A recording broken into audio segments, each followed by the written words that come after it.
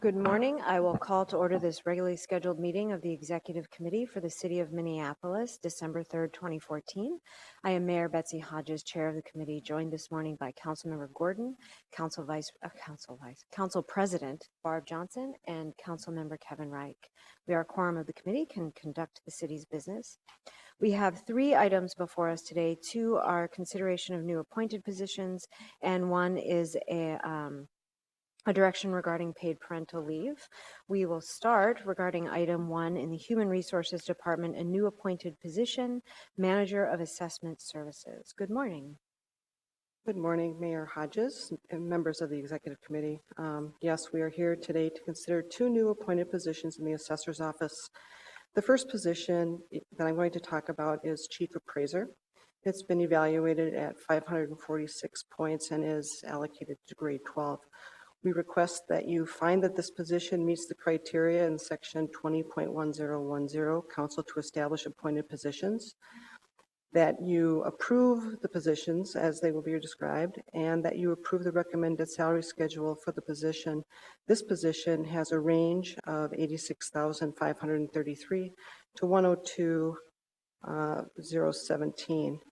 And we ask that that be effective December 12th, 2014, and that annual step movement be authorized for the incumbent, provided satisfactory or better performance in the job. Last, we ask that you refer your approval to Ways and Means Committee. The City Assessor requested Human Resources to review the existing vacant appointed position, Chief Appraiser, grade 11 position, valued at 515 points, noting that the duties and responsibilities have evolved over time and that the educational background requirements for the job have increased. Following a review of the position, we recommend that the position be adjusted. The duties and responsibilities of this position include the supervision and direction of principal appraisers in the valuation and classification of complex downtown central business district properties and neighborhood properties, management of the litigation process pertaining to estimated market value of court petitions with an average of $2.6 billion over a 5-year period, and overseeing trial preparations leading up to tax court and developing trial strategies with the City Attorney's Office. If you have any questions about this position, I would be happy to respond to them now. Questions? Councilmember Gordon. So this is replacing another position, essentially? Mayor Hodges, Councilmember Gordon, yes, there is a position currently called Chief Appraiser that's evaluated at 515 total points. It's a grade 11 position. And so we will no longer be having a Chief Appraiser? Councilmember Gordon, that's correct. Okay, thank you. At that level, the new position will be the grade 12 position replacing it, correct? And will be a Manager of Assessment Services, and they will perform those duties and some extra duties that... I'm sorry, I didn't hear the question. Oh. Councilmember Gordon. Okay, I see. So out of these 2, does that mean we're adding a new position? Councilmember Gordon, the second position, which I will describe momentarily, also exists, but it exists in the classified service. So there's a net change of 0 positions. That's what I was clarifying and asking. Thank you so much. Council President Johnson. So thank you, Madam Chair. So Ms. Nelms, essentially these are positions that are moving from the classified to appointed. Is that? Mayor Hodges, Councilmember Johnson, one of the positions exists in the appointed service currently. That's the Chief Appraiser. Okay. It's currently a grade 11. Uh-huh. Because of educational changes and changes with regard to tax court petitions and things like that, it's been reevaluated and it's being upgraded to a grade 12. It was last looked at in 2007, and the assessing climate and tax climate and the court climate has changed since that time. So that's an upgrade that remains in the appointed service. Cool. The other position, which we haven't discussed yet, is actually in the classified service. And there is no point increase there, but rather a request to move it from the classified service to the appointed service due to the nature of having an appointed position as part of the management team and the value of that for the department.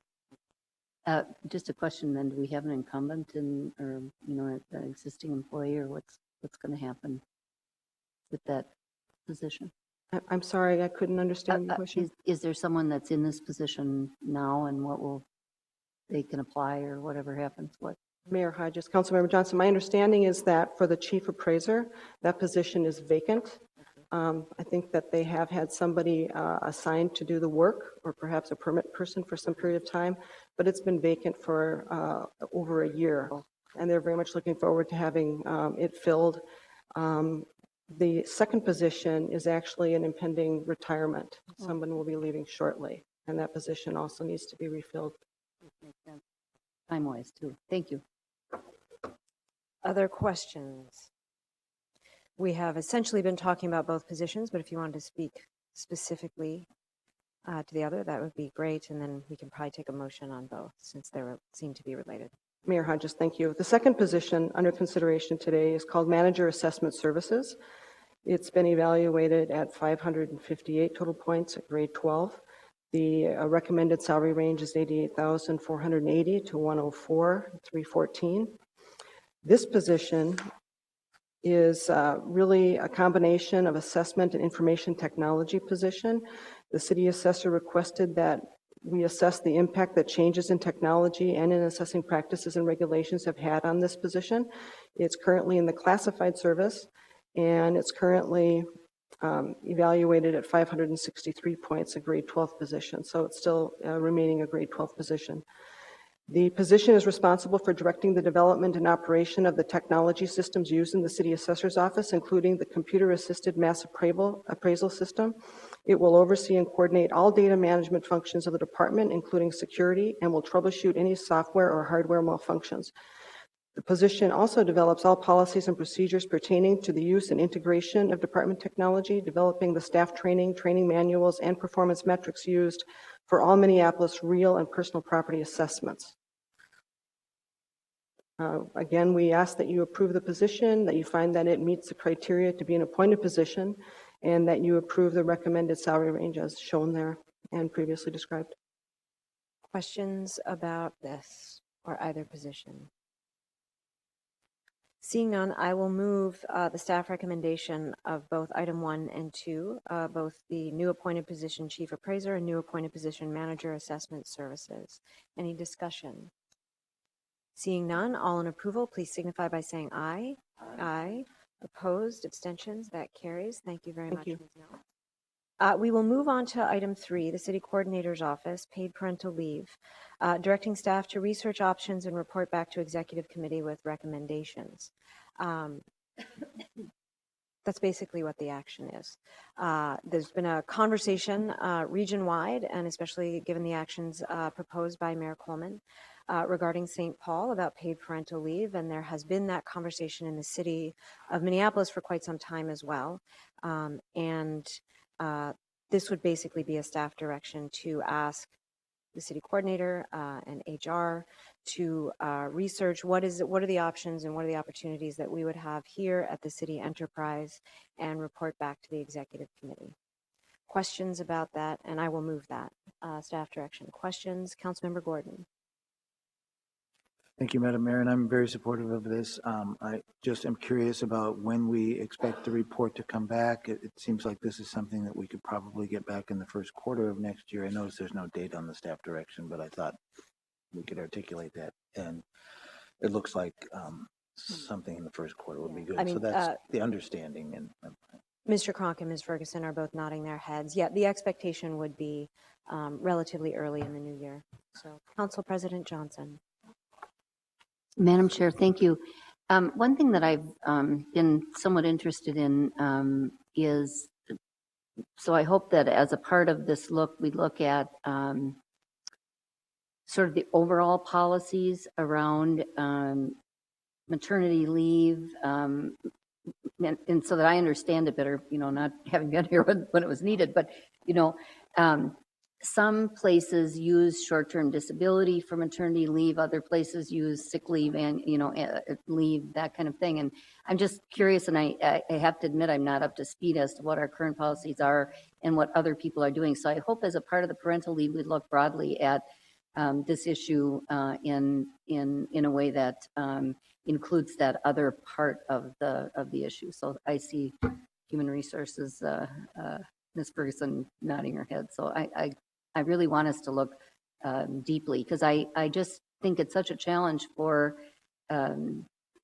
families, having new arrival, but then, if you use up all your sick leave when you're on maternity leave, new parents know that babies have issues, and so there are challenges going forward too with small children, and so anyway, I just really want us to look at the whole picture. And Council President, thank you for bringing that up, because the question of what is the big picture overall in terms of parental leave is a big one, including questions of adoptive parents or parents who didn't give birth, and what are our policies regarding them as well.